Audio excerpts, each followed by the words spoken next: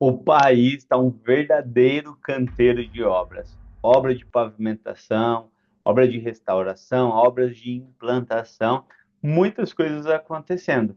E aí é lógico que, infelizmente, coisas boas e algumas coisas ruins, como acidentes, acidentes graves, acidentes fatais, como evitar esses acidentes? Quais são as 10 melhores práticas aí de sinalização para evitar que acidentes aconteçam no trabalho em rodovias? Vem comigo, vamos aprofundar esse assunto nesse vídeo.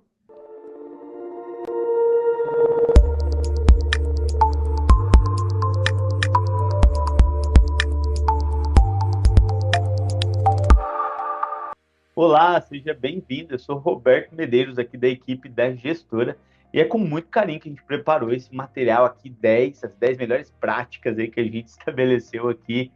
Talvez você pode até ter outras aí, não tem problema, depois você escreve para a gente outras aí, mas a gente quer trazer 10 maneiras, 10 orientações aqui de segurança que com certeza vão fazer com que a sua sinalização em obras de rodovias aumente. Então, são orientações práticas que a gente vivencia e que eu tenho convicção que, se você aplicar aí, com certeza vai diminuir muito a possibilidade de acontecer algum acidente fatal, algum acidente grave. Então, vem comigo, vamos lá. Se você não está planejando, você está planejando fracassar. Planejamento é algo vital, é algo essencial. E às vezes a gente olha o planejamento muito do ponto de vista da obra. Ah, vamos fazer isso, vamos fazer aquilo primeiro, segundo. Mas na segurança do trabalho é a mesma coisa. A gente precisa se planejar, a gente precisa se organizar. O que que a gente vai fazer? Quantas pessoas vão estar envolvidas nessa obra? Que tipo de atividade é essa obra? Que tipo de rodovia é simples, é dupla? Qual é o fluxo que tem essa rodovia? É muita curva? É mais serra? É mais reta? Como é que está a situação desse pavimento? Então, todos esses fatores, eles precisam ser levados em consideração para quê? Para a gente fazer um planejamento adequado relacionado à segurança do trabalho, relacionado à sinalização de obras na rodovia. Então, será que a gente precisa fazer uma intervenção? Precisa fazer pare e siga? Quantas equipes a gente vai ter? Quando que a gente vai treinar essas equipes? Quem que vai ser o responsável ali pela sinalização? Tudo isso entra onde? Entra no planejamento. As placas, quantas placas a gente vai ter? Que tamanho vão ser essas placas? O trabalho é noturno, o trabalho é diurno. Então, todos esses aspectos, eles têm que compor um bom planejamento. Quantas pessoas a gente vai ter na equipe de sinalização? E os materiais, a sinalização já chegou? Quantos cones? E o caminhãozinho da sinalização? A gente já preparou ele, já colocou os LEDs, já deixou ele bem sinalizado para que o usuário possa ver esse caminhão da forma adequada ali dentro da obra, dentro do trecho, dentro da pista. Então, tudo isso é um planejamento. E a gente precisa se planejar adequadamente. Imagina que você vai fazer um almoço aí na sua casa, aquele almoço para a família toda. Você tem que se organizar também. Quantas pessoas vão vir? Qual comida você vai fazer? E aí você vai precisar comprar as comidas adequadas, você vai precisar temperar a comida no tempero adequado, porque se você colocar muito sal, vai ficar salgado, se colocar pouco sal, vai ficar sem sal. Então você precisa colocar na a pitada certa ali, para quê? Para o almoço dar certo, para o almoço ficar bom, para todo mundo se alimentar bem, ficar feliz. Então, assim como a gente se planeja quando a gente vai fazer um almoço em casa, a mesma ideia quando a gente está falando de obra. A gente vai fazer a obra, a gente precisa do quê? Planejamento, se organizar. Para quê? Para não ficar nem com muito sal e nem ficar sem sal. Para ficar na medida certa, para não ter acidentes, para a obra fluir de uma forma adequada e assim a gente evitar, lógico, acidentes, evitar algum problema, alguma tragédia maior. Então, a nossa primeira prática segura, com certeza, é planejar. Quero ter uma segurança eficiente, uma sinalização eficiente, começa pelo planejamento, que aí já está meio caminho andado já para as outras coisas fluírem de uma forma mais natural e mais adequada. Lembrete importantíssimo: não fique de costas para o trânsito. Qual que é o seu posicionamento na pista, sabe? Então, se você vai lá para a obra, onde é que você fica ali? Você precisa se organizar para você ficar numa posição segura. A gente precisa lembrar que a rodovia é movimento constante, é um risco alto. Então a gente precisa se colocar num lugar onde a gente vai ficar o mais seguro possível. Então, nunca ficar de costa. A gente sempre precisa estar ficando de uma forma onde a gente esteja vendo os dois lados da rodovia, se colocar de uma forma onde o mais longe do eixo da pista. O eixo da pista, ali onde está a sinalização, é o que está mais próximo ali dos carros em movimento. Então a gente precisa se afastar o máximo possível. É claro que tem algumas atividades que não vai ter como, a gente vai ter que ficar tá pertinho ali do eixo, daquela linha invisível ali da sinalização que é colocada. Mas entenda que a gente precisa, a maior parte do tempo, estar atento para se colocar numa posição segura. Então, por exemplo, eu posso usar um caminhão para ficar atrás do caminhão. O caminhão ele já vai servir do quê? Para diminuir a energia, uma barreira física de proteção. Opa, se eu tenho uma defensa, eu fico atrás da defensa. Então, para quê? Para que essa minha posição estratégica dentro da pista, onde eu vou me colocar num lugar onde vai ter uma segurança maior. Então, a postura, o posicionamento dentro da rodovia é muito importante. A gente não está ali para brincadeira e a gente precisa agir com seriedade, até porque quando a gente está na pista, é 200% de atenção para não acontecer um acidente e a gente desenvolver a nossa atividade da melhor forma possível.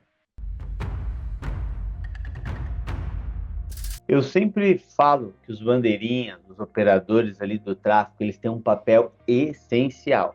Se não fosse esses trabalhadores aqui nas pontas para proteger quem tá no meio, a gente teria grandes problemas. Eles são responsáveis pela vida de quem está ali fazendo atividade dentro da rodovia.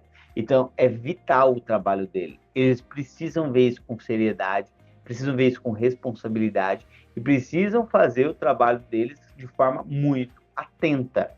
Às vezes tem um pessoal que tem uns conceitos aí meio errados de colocar a galera que não tem muita noção ali nos bandeirinhas. Isso é um erro grave. A gente precisa colocar gente esperta, gente antenada, gente que é boa de serviço para ficar na bandeirinha. Por quê? Porque se eles errarem, pode significar um acidente grave e até mesmo fatal. Então, bandeirinha, os operadores ali do tráfego precisam estar atentos ao trânsito, olhando no olho do usuário que está chegando, para ele ver que ele está te vendo também. Tá? Precisa ter uma bandeira adequada. Às vezes a gente vai nos lugares e esquecem a bandeira, né? Olha só que absurdo. Ó. A bandeira ela precisa ser num material fluorescente para quê? Para ter realmente visibilidade. Quando aquela bandeirinha estiver balançando, dá para ver de longe, porque ela está num tamanho grande, num tamanho adequado, ó, e que ela está com um material retrorefletivo que de longe consegue ver. Precisa estar em condições de uso, é lógico. O bandeirinha precisa ter um uniforme bem sinalizado, com faixas retrorefletivas, bem aparentes. Né? Em alguns casos, até a gente recomenda que use o colete também na bandeirinha. Ó. É importante, importantíssimo que os bandeirinhas confiram como é que está o rádio dele. O rádio tem que ter uma pilha reserva, inclusive, uma bateria reserva. Ó. Por quê? Porque pode ser que no meio do caminho acabe a bateria do rádio aí. Como é que ele vai comunicar com outro bandeirinha? Como é que ele vai avisar qual foi o último carro que passou, que fechou ali? Então, isso é importante. É um processo que é relativamente simples, mas que faz uma grande diferença. O bandeirinha, quando ele está passando o último veículo, precisa dar mais detalhes claros. É uma carreta, Volvo, é uma Scania, azul, preta, é um trimião. Então, dá mais detalhes para quê? Para ajudar o outro bandeirinha quando chegar do outro lado, ele saber. Até porque, às vezes, o que acontece? O último carro, às vezes, é um carro. E aí, antes do carro, tinha uma carreta. Então, fala o veículo mais pesado. Por quê? Porque, às vezes, no meio do caminho, pode ser que esse carro ultrapasse. Então, às vezes, você tem que falar 2, 3 carros ali para quê? Para o outro bandeira ter essa referência.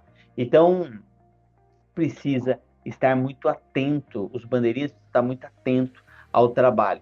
Se eles fizerem da forma correta, isso pode significar vida. Se fizerem da forma errada, isso pode significar morte. A gente teve muitos acidentes onde, por uma falta de atenção, por falta de equipamentos, solta o trânsito, os dois trânsitos vêm ao mesmo tempo de encontro, e aí a gente já teve acidentes graves, ou às vezes eles têm que entrar onde estão os trabalhadores na pista, então tem que tomar muito cuidado, e essa função ela é vital para a segurança nos trabalhos na rodovia.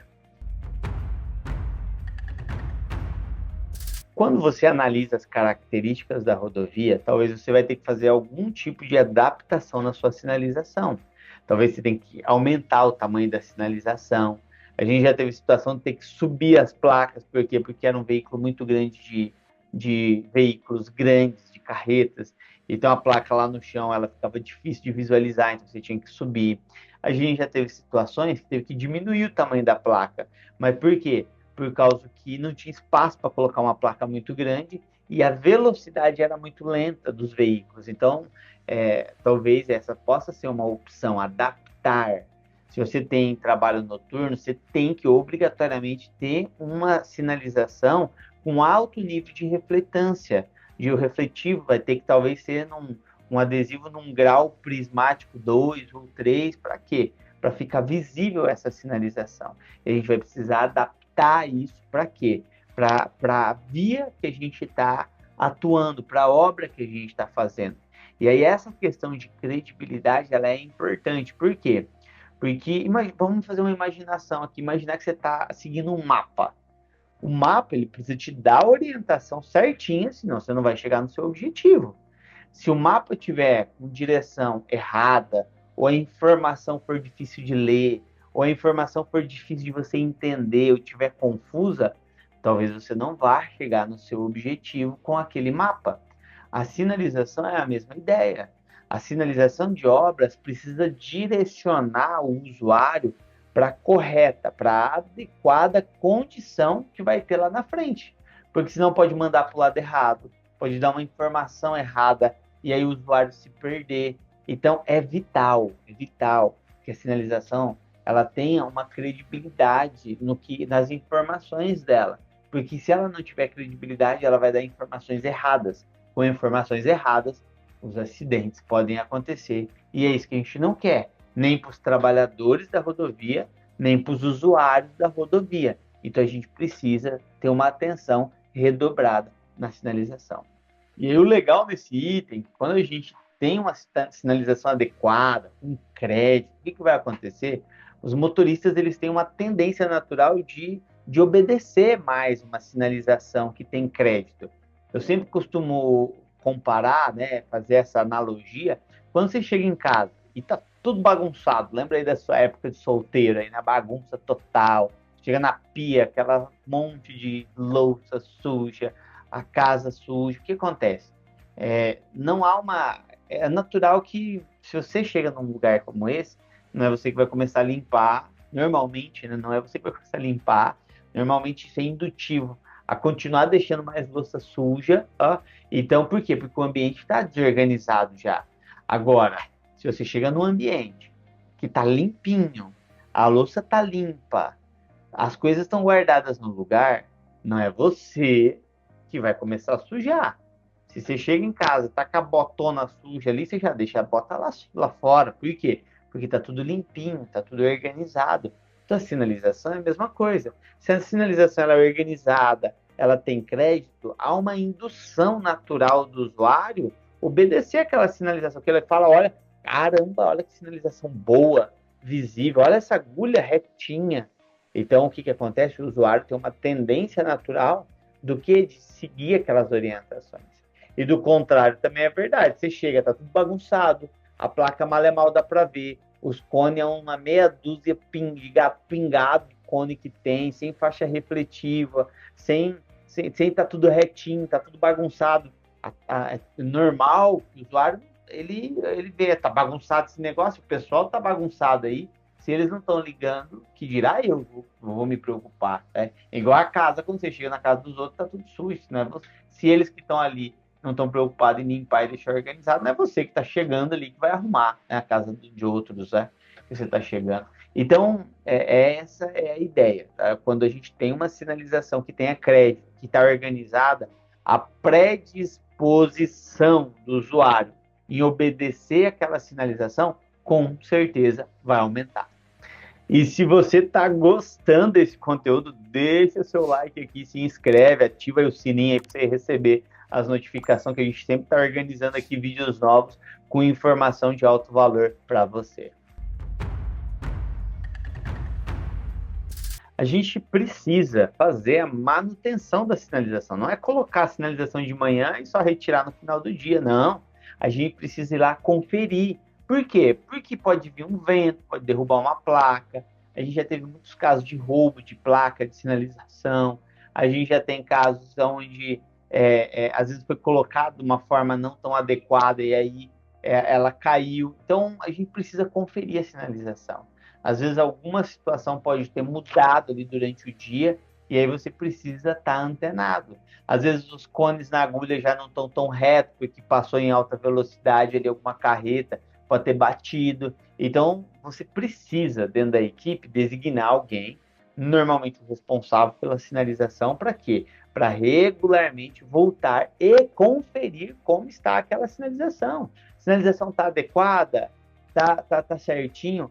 Os cones, eles precisam ter um distanciamento homogêneo entre um e outro. Na área de trabalho, normalmente a gente recomenda 20 metros. Nas pré-sinalização, talvez vai ser 10 metros de distância entre um e outro. Se você está numa curva, se você está numa baixada, talvez você vai ter que diminuir mais ainda a distância entre um cone e outro. Esses cones precisam estar retinhos. Se você espaçar muito um cone do outro na área de trabalho, um usuário pode vir e entrar dentro da área de trabalho para ultrapassar um carro e querer voltar depois. Só que talvez pode não dar tempo. Casos de acidentes que a gente já teve com usuários que tentaram fazer isso. Então, o que a gente precisa entender? Imagina o boliche. Você já jogou boliche? Os pinos do boliche, eles precisam estar a uma distância adequada um do outro. Porque se eles estiverem muito espaçados um do outro, você nunca vai conseguir fazer um strike. Então eles têm a distância certinha. Se você jogar certinho ali a bola de boliche, você pode fazer um strike, você pode ter sucesso.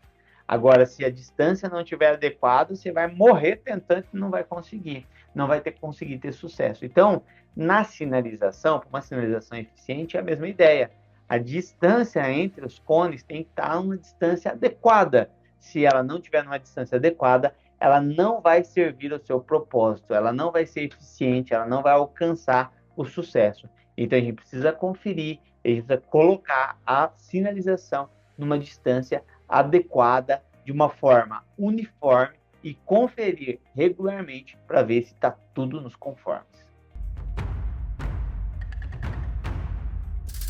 Quando que vai acontecer uma situação de emergência aí na sua obra e a gente vai precisar de noite fazer algum atendimento? Quando? A gente não sabe, essa é a verdade. Pode acontecer uma situação de emergência a qualquer momento. Isso é na nossa vida pessoal e isso é lá na obra também.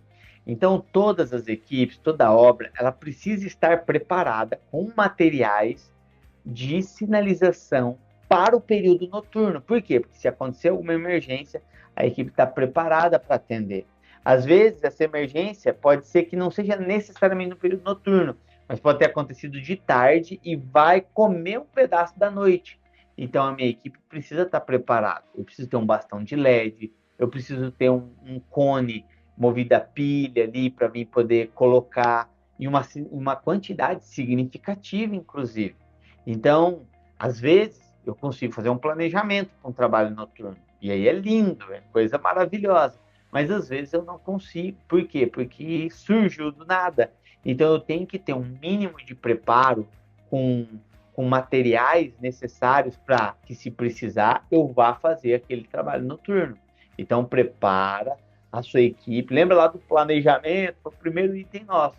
E dentro do planejamento entra o quê? Se houver uma emergência, se houver um trabalho noturno, a minha equipe está preparada? Ela precisa estar preparada, senão você vai sair correndo igual um doido e aí às vezes você não vai estar preparado, imagina, né? E você vai para a pista sem a sinalização adequada, o que vai gerar outros riscos, e vocês que foram lá para salvar e ajudar uma situação de emergência, vocês podem gerar outro problema. Lembra lá de primeiros socorros? Primeiros socorros, primeiro eu tenho que cuidar da minha segurança, depois das outras pessoas. Aqui é a mesma situação nessa questão de emergência. A gente tem que cuidar da sinalização, da segurança dos trabalhadores que estão executando ali, que estão ajudando naquele momento de emergência para que outros não sofram um acidente. Agora, não vai fazer sentido eles sofrerem um acidente indo lá para ajudar. Então, é, é igual treinamento de primeiro socorro. Tomara Deus, a gente nunca precisa usar, mas todos nós precisamos ter um treinamento de primeiro socorro. Se porventura, em algum momento, alguém passar mal na nossa frente, e esse alguém pode ser um familiar nosso, pelo menos a gente tem uma noção, a gente tem uma ideia do que a gente precisa fazer. Olha, se você está assistindo esse vídeo, você precisa de um treinamento, você precisa de uma consultoria, precisa de alguma ajuda técnica aí, aqui na Gestora a gente tem profissionais altamente capacitados para ajudar a sua empresa, para ir aí fazer um treinamento talvez presencial, explicando tudo isso que eu estou explicando, sabe? Para fazer a sua documentação da sua empresa também. Então, a nossa equipe está inteira à disposição. Entre em contato aqui, a gente vai ter imenso prazer em te atender. A sinalização, ela precisa estar visível e clara. E isso precisa ser a distância. Às vezes a gente vai em umas obras aí, o pessoal põe as placas escondidas atrás do mato, atrás de um moitão, atrás de uma braquiária. Não faz sentido isso. A gente precisa colocar a sinalização num local que seja visível, e visível à distância. Então a gente precisa analisar isso para quê? Para fazer uma sinalização adequada. Se o usuário não está vendo a placa, não adianta a placa. Se um cone está lá, sem refletivo, não vai adiantar aquele cone, porque ele não vai trazer o impacto necessário para o usuário. Se o uniforme, que também é considerado material de sinalização, ele precisa estar adequado. Aí a pessoa põe um macacão por cima do uniforme refletivo, não faz sentido. Então, a gente precisa olhar isso com carinho. Por quê?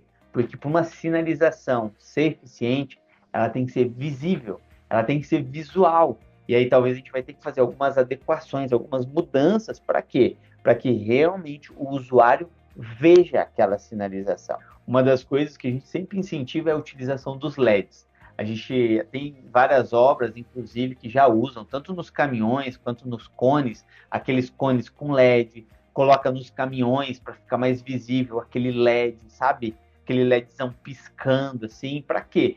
Para o usuário ver de longe que tem alguma movimentação diferente ali. Eu costumo dizer aí, alguns equipamentos que a gente preparou é como se fosse uma árvore de Natal, ó. Mas é para isso mesmo, para dar visibilidade. Essa é uma maneira eficiente de a gente trazer mais segurança, tanto para o usuário quanto para os trabalhadores. Como já diria o nosso amigo Chacrinha, né? Quem não se comunica se trumbica. Os mais novos nem sabem de quem eu estou falando, tá tudo certo, e os mais antigos vão lembrar aí. Então, comunicação é algo vital, sem sombra de dúvida. Então, o que acontece? A gente já falou dos bandeiras, o rádio, para eles se comunicar, mas a gente precisa, quem está ali no meio, na atividade, também precisa ter comunicação com eles, comunicar, às vezes, é mais de uma frente de serviço, então a gente precisa ter essa comunicação muito alinhada durante a jornada de trabalho, porque podem acontecer situações, por exemplo, de uma máquina ter que entrar, comer mais parte ali da pista e entrar ali onde está destinada aos veículos se movimentarem, então talvez eu tenha que pedir para parar os dois lados para a gente executar uma atividade, então isso é comunicação.